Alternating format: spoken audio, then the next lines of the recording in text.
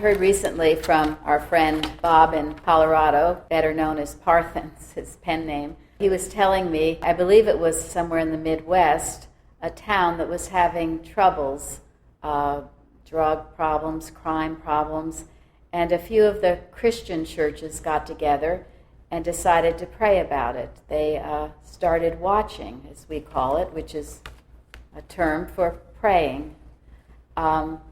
And they did it round the clock, including during the night hours. And they switched off different people, different times, different churches. But as they did this over a period of weeks, they saw a dramatic change in their town. The crime and the drug problems decreased significantly. And I thought, well, isn't this wonderful? And I'm so grateful to know in our church we do these watches. Those of you who know our history know they were started many years ago, and we did them round the clock through the night. And it wasn't just for a few weeks, it was for many years. And those watches continue now. And I urge everyone to take part in those watches.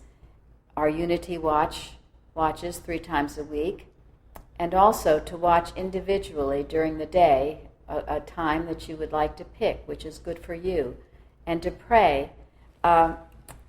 In precepts, no, actually this is Watches, Prayers, and Arguments. Mrs. Eddy, or Carpenter said, Mrs. Eddy never worked in science or had her students work for ends, just because she wanted them humanly, as one might crave to own a valuable emerald ring. She sought only to have God's will done on earth, and whatever would claim to interfere with that was the error that had to be handled.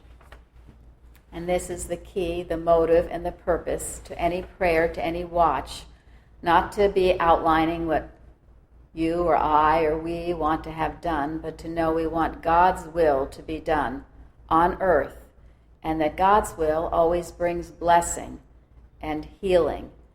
And as we pray like this, tremendous changes do take place.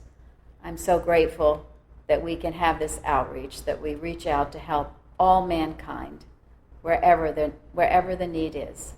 I'm so grateful to Mrs. Eddy, who gave us this wonderful way of life.